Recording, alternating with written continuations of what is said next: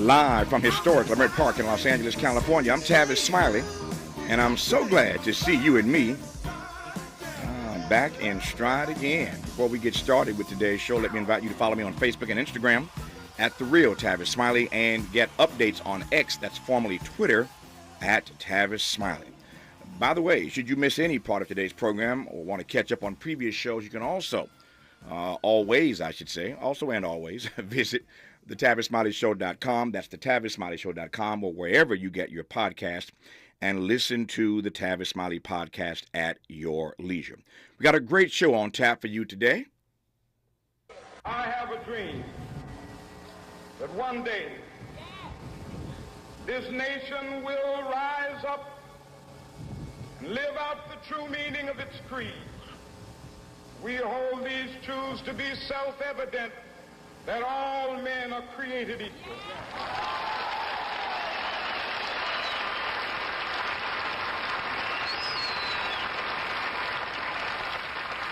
I have a dream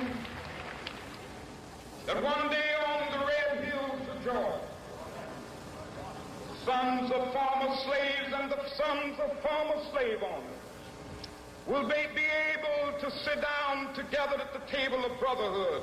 I have a dream that one day, even the state of Mississippi, a state sweltering with the heat of injustice, sweltering with the heat of oppression, will be transformed into an oasis of freedom and justice. I have a dream.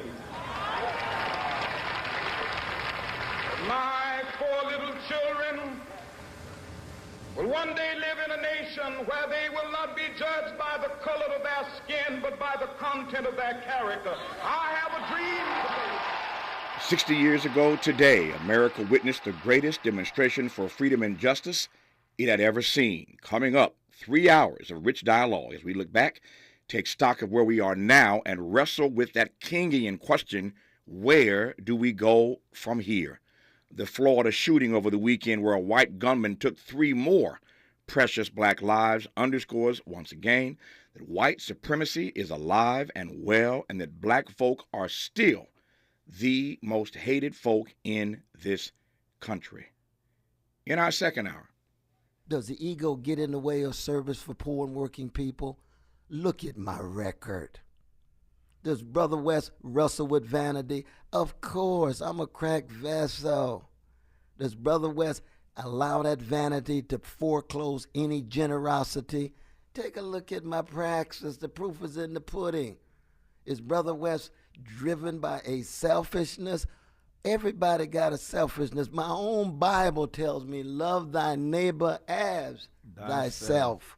We need more black self-love, black self-respect, black self-esteem. But that doesn't mean you don't love others. You heard Dr. King reference Mississippi. I was in Mississippi this weekend for the annual Emmett Till anniversary weekend and sat down for a conversation with a noted scholar and Green Party presidential candidate, Dr. Cornel West. We'll bring that conversation to you today in hour 2. You don't want to miss that. For my Los Angeles listeners, Dr. West appeared frequently at the trial of longtime L.A. politician Mark Willie Thomas, who's being sentenced in federal court today, and we'll bring you that news as soon as it breaks. In our third hour, 2 conversations. Up first, Dr. Gretchen Soren on the uncelebrated contributions of the black women who helped to shape this historic gathering in Washington 6 decades ago. On the B side of hour 3, as a teenager, Clay Carson actually attended the March on Washington. He could never have imagined then that decades later, Coretta Scott King would choose him as the scholar to oversee the King Papers Project. Stanford's Dr. Claiborne Carson joins us on the backside of hour 3. We commence today's program, though, with 2 more conversations in this first hour. On the B side of this hour, the man I regard as the foremost moral leader in America today, the Reverend Dr. William J. Barber II, who has taken up the mantle of Dr. King's Poor People's Movement. And we'll begin today's program in a moment with a dialogue featuring Dr. John D'Amelio about one of the pivotal architects and unsung heroes of the March on Washington, Bayard Rustin. Dr. John D'Amelio starts our show today when we come forward on Tavis Smiley. What's your quarrel with the world? You're listening to Tavis Smiley.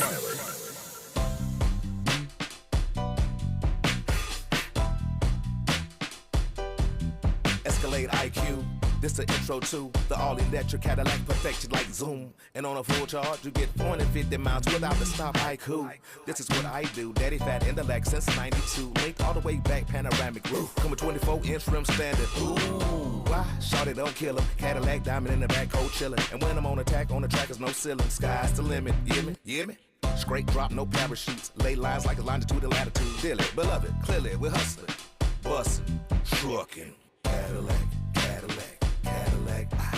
For more on the Escalade IQ, visit Cadillac.com. Available late 2024. GM estimate 450-mile range on a full charge based on development testing and/or analytical projection consistent with SCHA 1634 revision 2017 MCT. Range subject to change prior to production. Annual rates may vary based on service factors, including ambience temperature, terrain, battery age, and condition loading, and how you use and maintain your vehicle.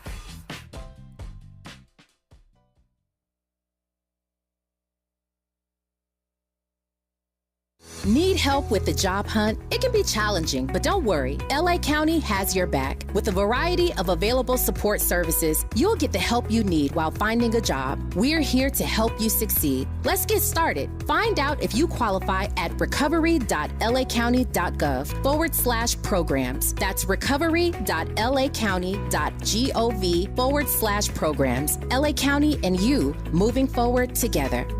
I'm David Goldberg, a bilingual elementary school teacher and president of the California Teachers Association. As we start a new school year, there's something new happening in California's public schools. They're called community schools, where families, students, educators, and communities are making decisions as one. As a parent, I feel like we're really valued as partners in the education system. Community schools are bridging the systems of academics with the community. The curriculum is designed around the students and their academic needs. I know community schools are working. We see it in parent involvement. We see it in student academics. We saw double-digit gains in math, English, and reading scores. It's a more innovative, holistic approach to educating students. I really feel like this is the first time that we're really seeing a system change in our school. It's innovative, fresh. And they're already working. We invite you to learn more about community schools as we come together to reimagine public education here in California. And that's why CTA brought you this message. Dominique DePrima, KBLA Talk 1580. Hey, did you know that you can buy a home without making a 20% down payment? That's right. Having a large down payment actually does come with advantages like no mortgage insurance, lower monthly payments, and things like that. But there are lots of different types of loans that could be a fit for your situation. Some of them involve little or no down payment. Whatever your financial goals are, U.S. Bank Access Commitment Initiatives can help support you in reaching them. Access your financial goals at usbank.com/access. Member FDIC, Equal Housing Lender. Ready to re-examine your assumptions and expand your inventory of ideas? More of Tavis Smiley coming your way right now. Dr. John D'Amelio is author of the book Lost Prophet, The Life and Times of Bayard Rustin. Dr. D'Amelio, good to have you on this program. How are you today, sir? I'm good. Thank you for having me. It's my great delight to have you. I did not want this day to go by, at least without having a conversation on this program about one Bayard Rustin. We talk all the time about the March on Washington. Today, of course, the 60th anniversary of that historic gathering. But I think over time, it's fair to say that more and more people are starting to hear about and learn about Bayard Rustin, but we really don't have a grasp of his contribution in the way that we ought. I guess my first question is whether or not you agree that over time he is starting to get a little bit more recognition. He is getting more recognition. The 50th anniversary of the march and the 100th anniversary of his birth in 2012 put him more in the public spotlight. And then receiving posthumously the Presidential Medal of Freedom from President Obama also put him out there. So, for those who don't know the name even still, who was Bayard Rustin? Rustin was probably one of the most important social justice activists of the mid-20th century. In relationship to the March on Washington, his significance is that he was the primary organizer of it. He coordinated all of the activities that in 8 weeks' time got 250,000 people to the nation's capital, something that had never happened before. But also, even before that, he, for more than 2 decades, he had been involved in the racial justice movement, into the international anti-nuclear movement, in the movement against European colonization in Africa. He was an activist on so many different levels.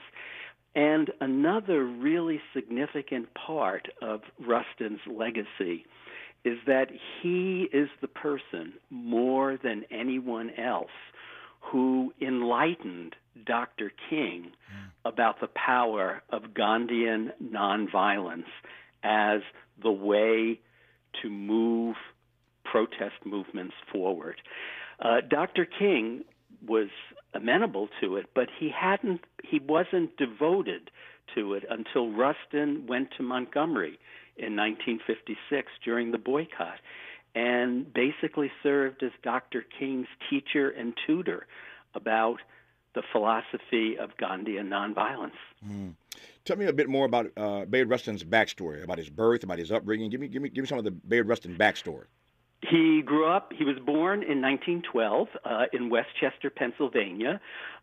His mother was a young, unmarried woman, and Bayard was basically raised by his grandparents, and his grandmother just devoted herself to Bayard's upbringing. In Westchester, Pennsylvania, even though it was, quote, Quaker country in the early 20th century was still partly segregated, so that Bayard went to an all-black elementary school. Theaters had separate sections for African Americans and whites. In high school, he went to an integrated high school, and he excelled both as an athlete and as a public speaker, and most significantly, perhaps, as a singer. He had a wonderful singing voice that he used throughout his career as an activist, actually. In the 1930s, as a young man, he moved to New York City because he wanted to be in a larger black community.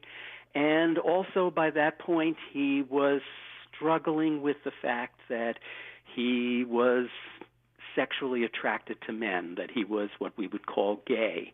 And he thought that there would be more freedom to explore that in a community like Harlem in the 1930s than in Westchester, Pennsylvania. Yeah. That was the era of the Depression, so there was lots of protest going on, and especially left-wing protest, and he had a short tie with the Communist Party. But he left that and made the decision to be a lifelong activist at the beginning of the 1940s. There's a lot there, and I'm glad we've got a few minutes here to unpack some of that. Let me start with this. The segregation notwithstanding in Westchester, Pennsylvania, in that Quaker country, how did his growing up in Quaker country impact or influence him politically, socially, culturally? What impact did that have on him? Well, his grandmother in that small town was, even in that era, was something of an activist. She was a very early member of the NAACP and helped create a small chapter there. So he was learning activism within the family. But also, even though he didn't grow up as a Quaker, in that Quaker environment, he internalized some of the values of Quakerism, the respect for all other people. And after he moved to New York, in his mid-20s, he joined a Quaker meeting in New York City that he remained a member of for the next 50 years of his life. So he brought that part of Westchester, Pennsylvania, and Quaker country with him. And it remained a part of who he was. Did that impact influence him politically?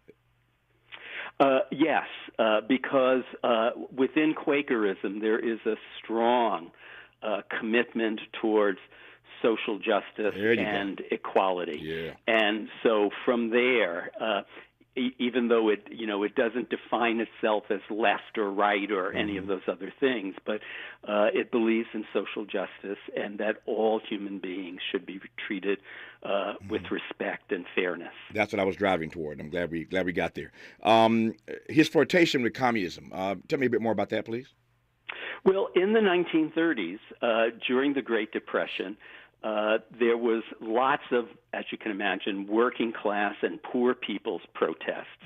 And one of the things about the Communist Party in the 1930s, it was that it was one of the few radical organizations organizing protests that also took stands around racial justice. And so for Rustin, it put together two aspects of the world. One, his racial identity, and two, the class conflict that was going on in the United States during those horrible years of economic depression. Mm-hmm. You mentioned, of course, his being gay, and it's much easier to have this conversation in 2023 for those persons who happen to be gay, because America is much more open about that concept. Whether one agrees or disagrees, the concept, the conversation is much more out in the open than it was back then. Certainly, as a black man, Bayard Rustin was in a situation where he had to, or certainly felt that he needed to hide for a time his sexual orientation. Talk to me about how he navigated that space in the 50s and the 60s. How does he navigate that space as a gay black man? Well, the 1950s and 1960s could very easily be described as the worst time to be queer in the United States. Mm-hmm. Oppression was everywhere. It was criminalized. Religious communities saw it as sinful. It was seen as a mental illness. Police were on the attack, arresting gay men almost whenever they had any opportunity. So to be gay, one had to be very careful, and one also faced danger all the time if you decided to pursue your inclinations. And the thing that can be said about Bayard is that although in the terms we use today, he was not out of the closet in the sense that he was announcing to the world that I am a gay man, he also didn't pretend, the way many gay men did, to be heterosexual. So that when he had a boyfriend or a partner, he brought that person with him to social events or organizational activities and just said, hi, this is Davis, and that was very unusual at the time. The other thing to be said, though, is that, again, as a gay man, he faced lots of danger, and a number of times in the 40s and early 50s, he was arrested by the police. And the worst of those moments came in 1953 when he was on a speaking tour for the peace movement and against African colonization. He was arrested in Pasadena by the police for having sex with another man, and there was a conviction, and he served a short time in prison for disorderly conduct, and that haunted him for years afterwards. I've always wanted to ask this question of a scholar like yourself, given that you've written this book about Bayard Rustin, Lost Prophet, The Life and Times of Bayard Rustin. For a man who is black and gay, who is interfacing with that many preachers, Dr. King is just one of them, but there are so many preachers, of course, who are leading the movement. I mean, I'm talking King. I won't even get started running the list of all the black clergy whose names we know.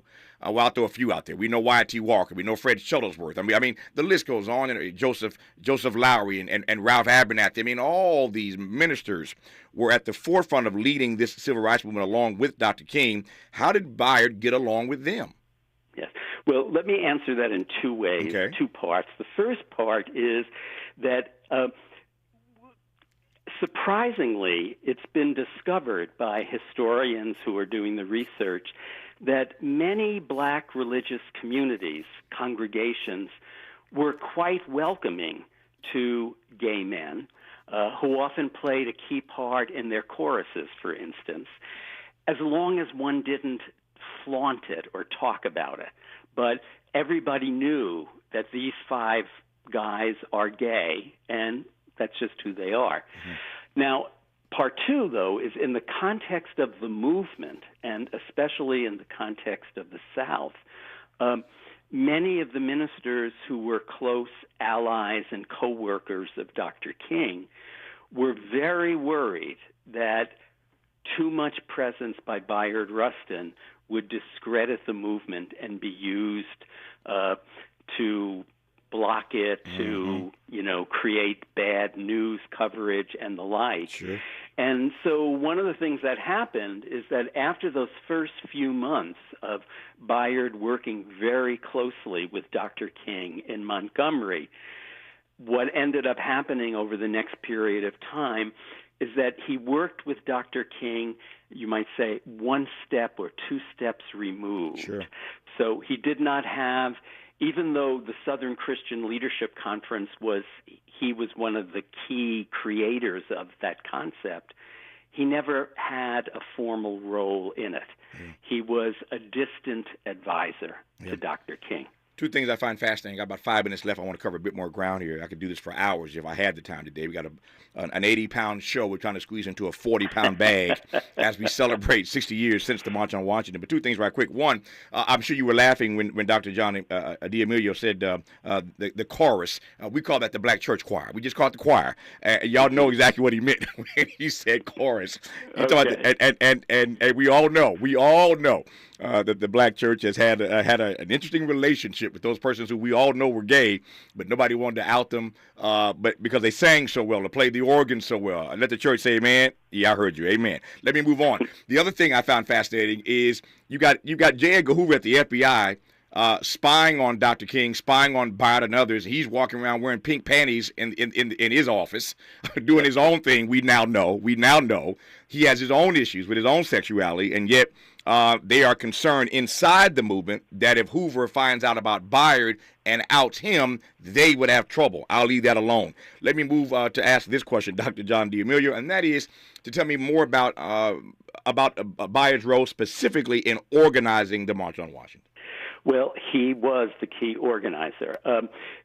He and A. Philip Randolph of the Pullman Porters Union were the ones who had the idea for a March on Washington, and they started pushing it in early '63.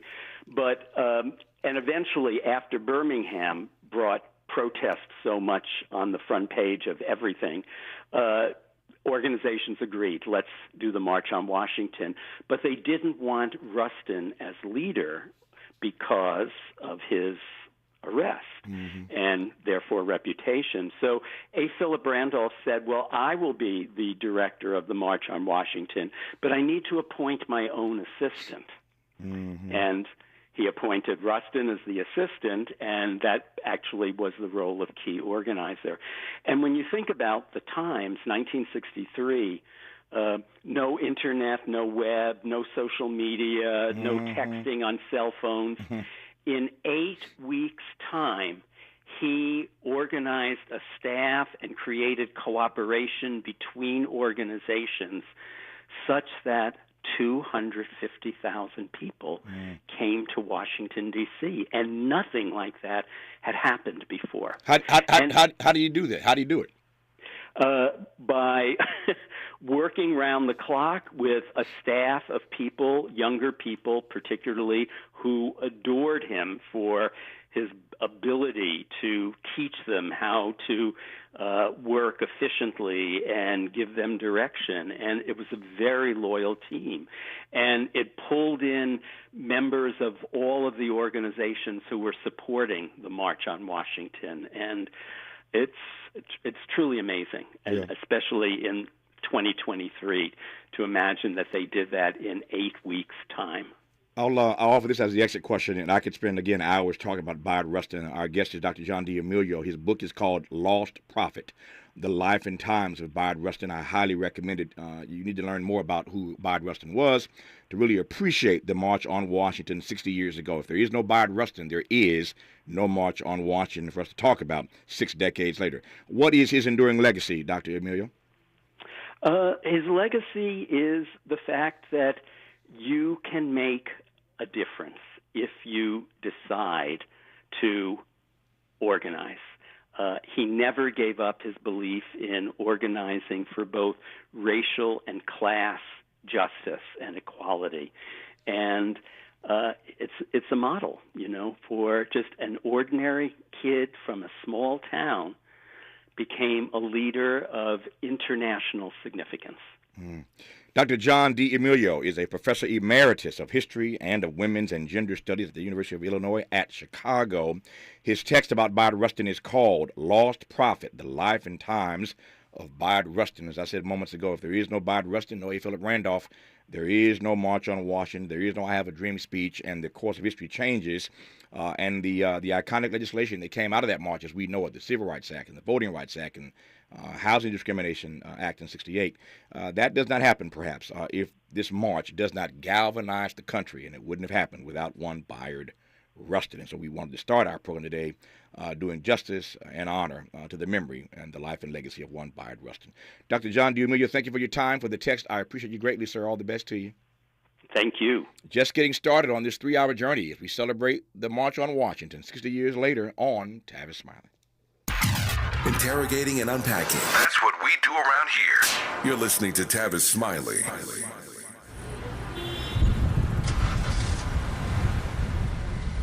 What's up, party people? It's your favorite MC's favorite rapper, MC Light here. And we're celebrating 50 years of hip-hop, authentically powered by Cadillac.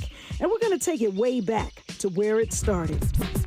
It was only fitting that hip-hop began with teenagers at a back-to-school jam in the rec room of a South Bronx apartment complex by an 18-year-old brother.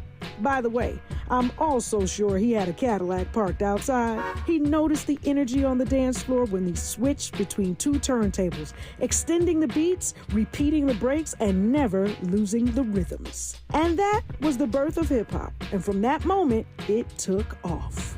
For more on how Cadillac is celebrating hip-hop's 50th, visit Cadillac.com/audacity.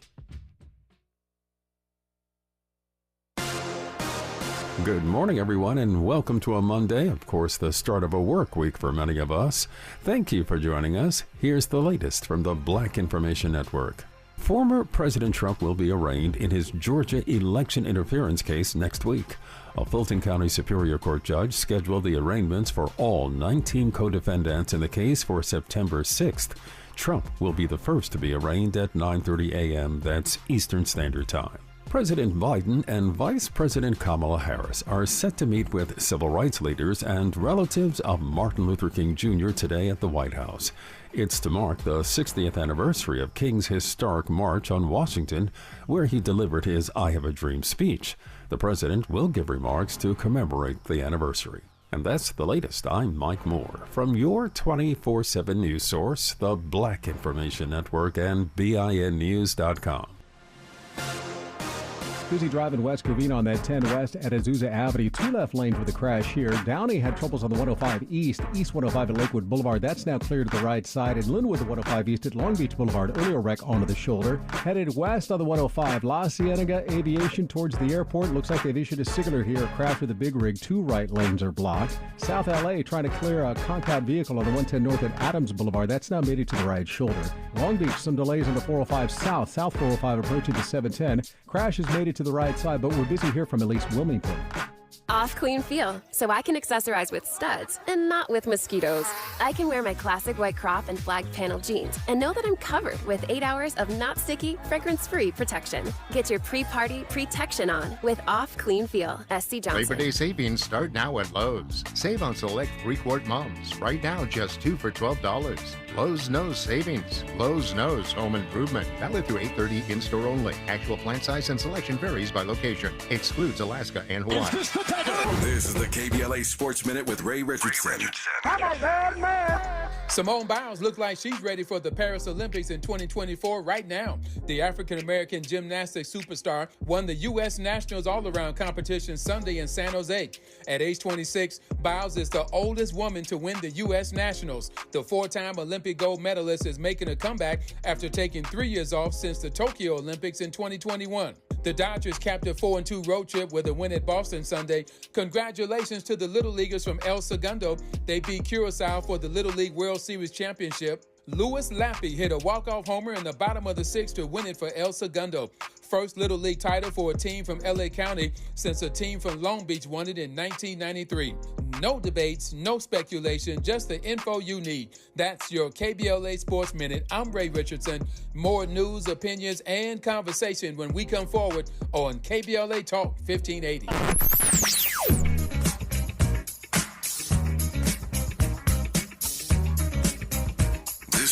KBLA Talk 1580. Talk radio. That's music to your ears. We're unapologetically progressive. KBLA Talk 1580. We've got a lot to talk about. Race, culture wars, political turf battles, criminal justice, and injustice. The courts. These are the conversations you won't hear elsewhere. My guests are leading journalists, celebrities, and sports figures, elected leaders, and influencers. They aren't afraid to get into it and say the quiet part out loud. With Areva Martin in real time, your commute just became the most engaging part of your day. Tune in weekdays from 4 p.m. to 6 p.m. or find us on YouTube. Areva Martin in real time, when you want it straight, no chaser. Unapologetically progressive. KBLA Talk 1580. We've got your black. Are you looking to steer your career in a new direction? Driving for the Culver City Bus can be your ticket to a long-lasting career with excellent benefits and paid training. Culver City Bus is looking for customer service and safety-minded bus operators to join the growing team. Culver City Bus offers on-the-job paid training, uniform allowance, and health benefits. Culver City Bus are now even putting their money in your pocket with a one-time $2,500 sign-on bonus. Let us connect you with an essential service job. If you enjoy driving, seek real opportunities for career advancement, and passionate about making a difference in your community, then we invite you to join the team. Start your journey by submitting an application at culvercity.org/job. For more information, visit culvercitybus.com or call the live customer service operator at 310-253-6500. Again, 350-253-6500. Who do you trust to get at the truth? Tavis Smiley. That's who. The conversation continues right now. This will be the day when all of God's children will be able to sing with new meaning, my country tears of thee. Sweet land of liberty, of thee I sing. Land where my fathers died, land of the pilgrim's pride. From every mountainside, let freedom ring. And if America is to be a great nation, this must become true. And so let freedom ring. From the prodigious hilltops of New Hampshire, let freedom ring.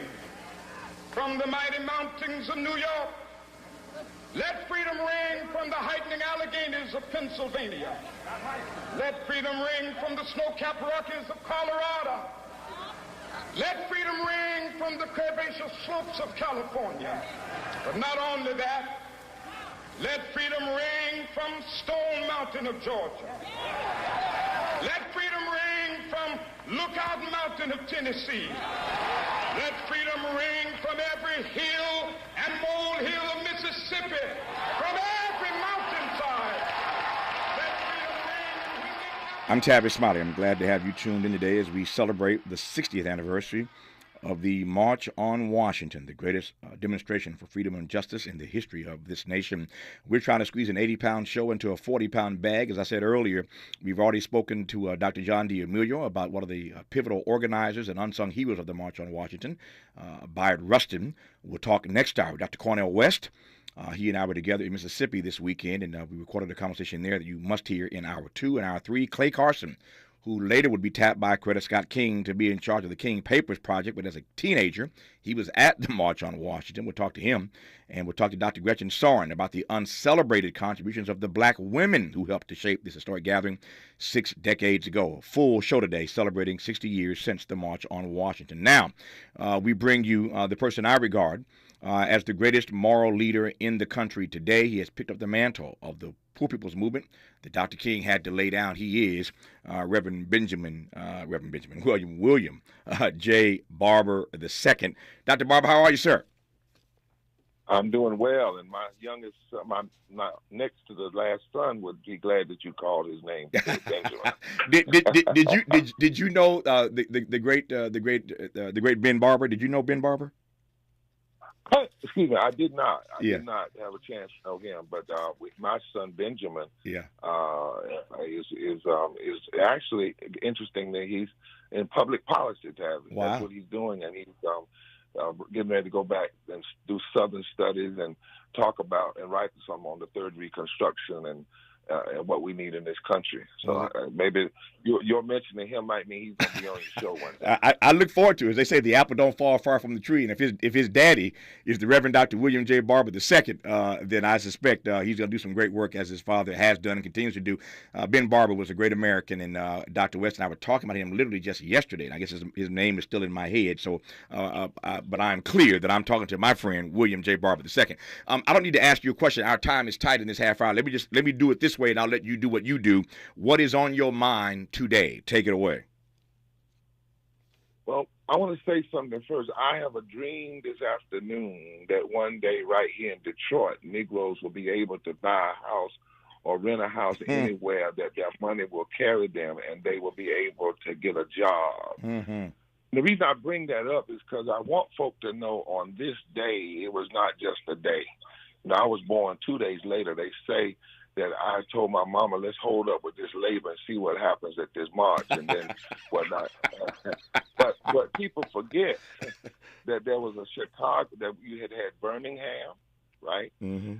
And successful in Birmingham, but it was costly because children had dogs sick on them and adults. You had the death of Medgar Evers. You had Rabbi Heschel in June of 1963 write Kennedy and say, until we do right by the Negro, we forfeit the right to worship God. And Mr. President, if you're going to do anything, ask the religious leaders to call this nation to repentance, confession, and change. And then you had a gathering in Chicago. I just read from you in Detroit. The Detroit I Have a Dream closing was different than the one. But people need to know 150,000 people gathered in Detroit. That's right. It wasn't just a one-time thing. There were 1,500 cities where actions were going on across the country. James Farmer was in jail. There were 2 people in jail, 2 young folk in jail in South Carolina facing the death penalty for sitting down at the lunch counter.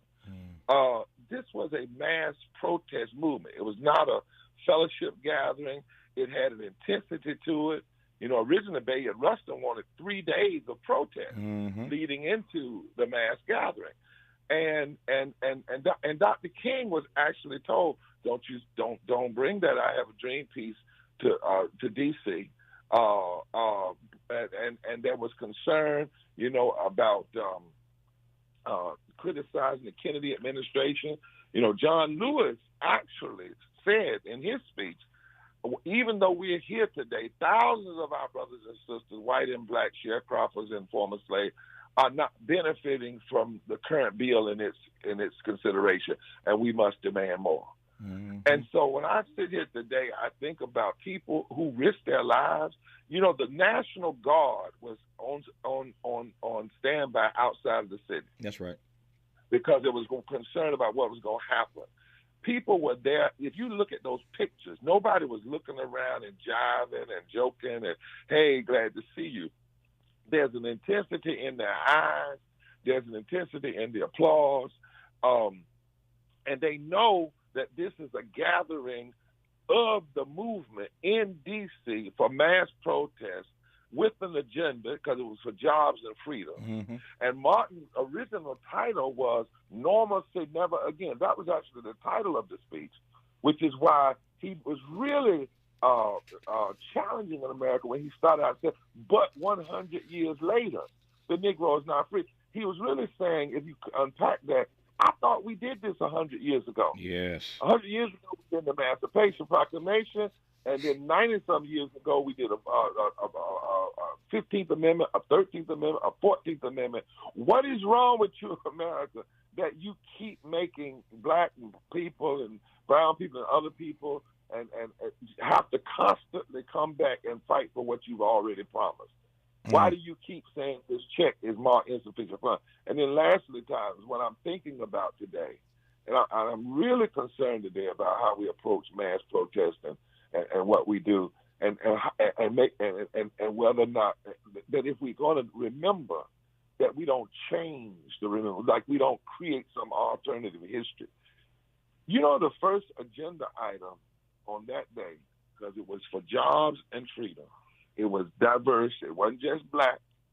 And the first agenda item was raise the minimum wage, federal minimum wage, by 75%, and index it with inflation, which meant it would have gone up to $2 an hour. Which, by the way, if America, they did raise it to $1.75, which is something else. But if it had happened and indexed it, the minimum wage today would be about $16 an hour. The second item on the agenda was we want a massive federal program to train and place all unemployed workers, black and white, on meaningful jobs at living wages. 3, we want to broaden the Fair Labor Standards Act to include all areas of employment. And watch this, Tavis.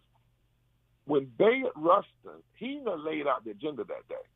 This gay brother who was serious and an organizer. He talked to King about doing jazz, mixing, black theology and the black church with Gandhiism and all these things. But he read that agenda. Before anything happened, he made clear, this is why we are here. And he then said, and we want all of it in one bill. In their mind, the Civil Rights Act would have included all of this. Hold that thought. Dr. Barber, hold that thought 1 second. I want to return in just a moment to Bayard Rustin reading that agenda before anything got started. This is a history class, right? In 30 minutes. Now you know that the speech was actually called Normalcy Never Again. It got dubbed the I Have a Dream speech, but that's not what it was supposed to be called. We'll talk about that as well when we come forward with Reverend Dr. Benjamin J. Barber II on Tavis Smiley. For all the freedom-loving folk, this is Tavis Smiley. I feel like freedom. What is dedication? My biggest fear in the middle of my addiction was that my kids wouldn't have a father. And I started thinking, you know what? This isn't my story. I definitely had to become a better man to be a better father. It's important to me that my kids are empowered and truly believe that if they can think it, they can do it. That's dedication. Visit fatherhood.gov to hear more. Brought to you by the U.S. Department of Health and Human Services and the Ad Council. Joey from Vermont, a farmer trying to get through the winter. Adriana from South Carolina, a single mother living paycheck to paycheck. Liam from Ohio, an injured father struggling to provide for his family. Hi, I'm Shanola Hampton, and I support the Feeding America network of food banks because they help provide over 6 billion meals to people in need each year. Learn more at feedingamerica.org. Hi, it's Tavis Smiley. KBLA Talk 1580 is inviting you to join us on Saturday, September 16th, 10 a.m. to 12:30 p.m. for our very first economic empowerment event for the community. This event is free and it's powered by Caltrans. We're doing this in association with Rambo House, and here's Rambo to tell you more. Contracts. I'm going to say it again for all of us small business owners out there. Contracts.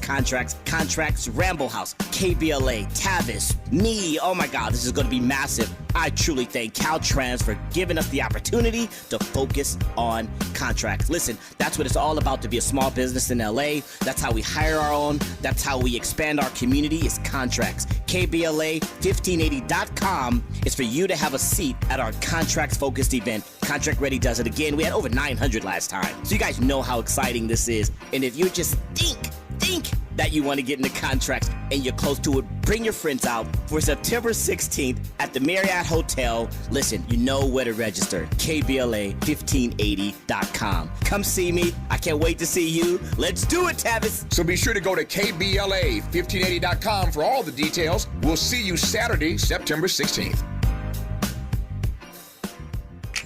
For all of us, this generation and the next, there is simply no place in our lives for litter. And yet, it's everywhere we look. And unfortunately, it does belong to all of us. So, let's come together and create a litter-free, clean California, once and for all. Remember to properly dispose of your trash and recycling. Secure truckloads with tarps to keep debris from flying out. Clean out your car when you're at a gas station. Take pride in your community by organizing a cleanup event, or join a cleanup event near you. Zero litter is the goal. Join us at cleanca.com. That's cleanca.com.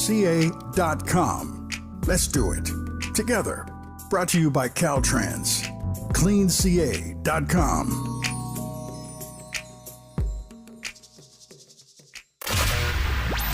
Smart talk for curious people just like you.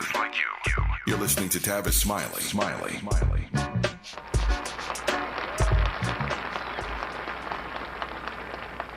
We must have legislation that will protect the Mississippi sharecropper, who was put off of his farm because he dared to register to vote. We need a bill that will provide for the homeless and starving people of this nation. We need a bill that will ensure the equality of a maid who earns $5 a week in the home of a family whose total income is $100,000 a year. We must have a good FEPC bill.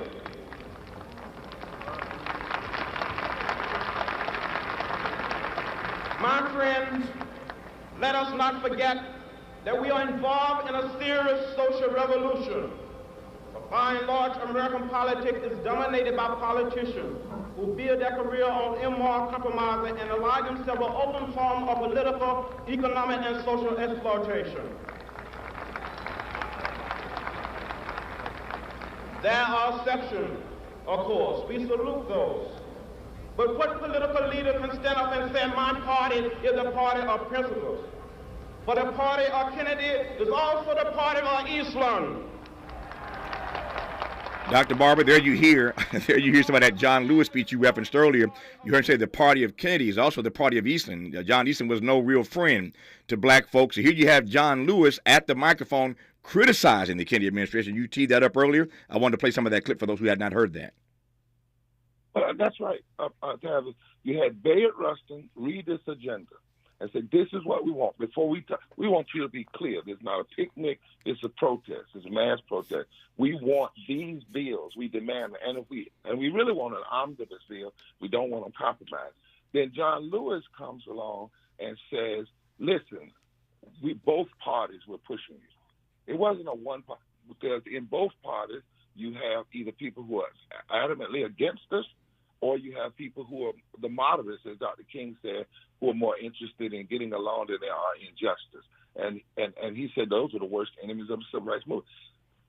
You know, if you're going to have a remembrance or do anything, you got to stay in line with the agenda. It wasn't about one issue. It wasn't about one person. Even Dr. King said, make no mistake, this is not just a period of cooling off. Mm-hmm. Oh, no. And interesting, Tavis, how he ended his speech. Now, I'm going to say something. It might make some folk a little hot, but it'll be all right. It's interesting. He didn't ever say, come back to D.C. Mm-hmm. He said, go back to Alabama. Mm-hmm. Go back to Mississippi. Mm. Go back and build from the state up. Go back and challenge the issues. Go back and fight. And I think in saying that, what he was saying was, if we come back, we need to come back with more intensity. That's why in 68, he said, we're coming back, but we're going to stay. Mm-hmm. And there is a place to come back to D.C. But if you don't come back with an agenda, if you don't come back with the criticism of both parties that have not, that where an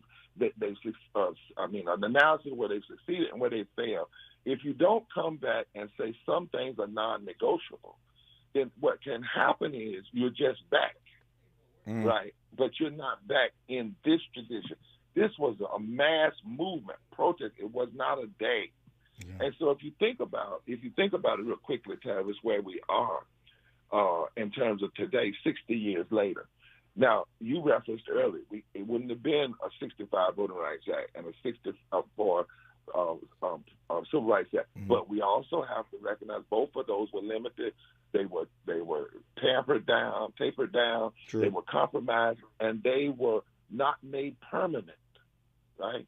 Then we got the 68, King died. We got the Fair Housing Act, murder.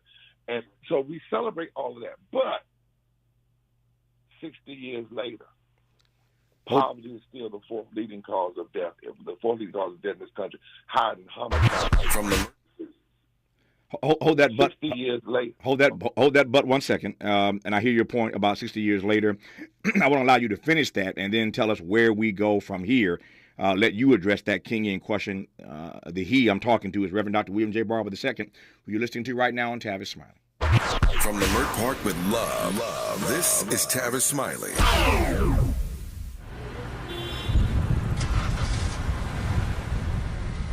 What's up, party people? It's your favorite MC's favorite rapper, MC Light here. And we're celebrating 50 years of hip-hop, authentically powered by Cadillac. And we're going to take it way back to where it started. It was only fitting that hip-hop began with teenagers at a back-to-school jam in the rec room of a South Bronx apartment complex by an 18-year-old brother. By the way, I'm also sure he had a Cadillac parked outside. He noticed the energy on the dance floor when he switched between two turntables, extending the beats, repeating the breaks, and never losing the rhythms. And that was the birth of hip-hop. And from that moment, it took off. For more on how Cadillac is celebrating hip-hop's 50th, visit Cadillac.com/audacity. KBLA Talk 1580. We've got a lot to talk about. KBLA Talk 1580 reminding you that we keep us safe. The Center for the Pacific Asian Family was founded to help address domestic violence and sexual assault in the Asian and the Pacific Islander communities. The Center for the Pacific Asian Family's mission is to build healthy and safe communities by addressing the root causes and consequences of family violence and violence against women. They are committed to meeting the specific cultural and language needs of the Asian and Pacific Islander women and their families. CPAF's vision is of an Asian and Pacific Islander community that embraces healthy relationships and works in partnership with other communities to eradicate all forms of violence. To access services, volunteer, or for more info, visit nurturingchange.org. At KBLA Talk 1580, we believe everyone deserves to be safe. This is a community call to action from KBLA Talk 1580. My ride smells just right, just right, just right, just right. Y'all gotta try that Febreze car. Just right, just right, just right. La la la la la. With up to 40 days of consistency, all over Febreze car clips right on your vent. You know my car's my happy place. Keep that smile on my face. When it smells just right, just right, just right. Yeah. Breathe happy Febreze. La la la la. Let's get back to more of Tavis Smiley right now. I got about 4 minutes left, Dr. Barber. I'll let you have every minute of it. Finish your that run you were on about where we are 60 years later, and answer that ultimate question, that Kingian question: where do we go from here? Well, you got to know where you are to know where you're going. One of my concerns about even the gathering that we just got yesterday is the impact that people really didn't get the mic. And there wasn't that Bayard Rustin piece really laying out where we are on the critical issues. And you heard in different people speaking, but there are these 5 interlocking injustices: systemic racism, systemic poverty, ecological devastation, denial of health care, the war economy, the false moral narrative of religious nationalism. In our day, just like King said, you had to address racism, militarism, and poverty. In his day, those 5 interlocking injustices must be addressed simultaneously. That's number one. We have to go here. Number 2, it has to be the full breadth of the community and diversity. Number 3, we can't get distracted by the culture wars. A governor like DeSantis will go after a Black History course, and a lot of people want to get on him about that, and we should, but this man also blocked living wages. Mm-hmm. This man also blocked health care, and people died because of it.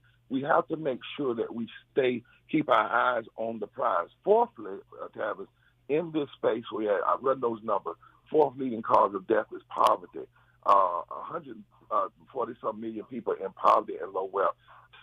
87 million people without health care. 4 million people that get up every day and can buy unleaded gas and can't buy unleaded water. 350,000 people died during COVID, not because of COVID, because they didn't have health care. Poor people died 3 to 5 times higher during COVID because 68% of the money that we spent for COVID went toward corporations and business and not to the people. And the way we delivered services, it was not the virus, it was the way we delivered services. So, yes, We have to challenge the extremists in the Republican Party. We also have to say to Democrats, you had both houses in the presidency, and you did not restore voting rights. And voting rights have been gutted now for since 2013. We've not raised the minimum wage for 9 years. So yes, we can celebrate some of the things you've done, but if you're going to talk about you support Dr. King, you can't say that, or the March on Washington, and you didn't do living wages and health care and voting rights as a minimum. So what we're saying is we got to go back. So the Poor People's Campaign, we got to have mass gatherings on these issues at state capitol. We're going to do it in February, 30 of them simultaneously, demanding 4 or 5 basic things have to happen if you have power: living wages, child tax credit, health care, and restoration of the Voting Rights Act. And then in next June 15, we're going to have a massive Poor People's Low-Wage Workers Assembly mall march on Washington and to the polls, led by poor and low-wealth people, demanding basic things. And then thirdly, we're going to set a goal to touch at least 15 million poor and low-wealth voters who have not voted. But when you check their records and they did vote, they tended to vote progressive, but we don't even call their names or talk to them. Movement time. And go back. It is movement time. I love that phrase, go back. King didn't say come back. King said go back, and that's why I love the Reverend Dr. Benjamin J. Barber II. Now retired from pastor of Greenleaf Christian Church down in North Carolina. He is now at Yale, continuing his work in witness. Dr. Barber, I love you. We'll talk soon, my friend. All the best to you. Thank you so much. Blessings to you. Same to you. More of Tavis Smiley when we come forward. Up next, the conversation with Cornel West. KBLA 1580 Santa Monica. Good morning, everyone, and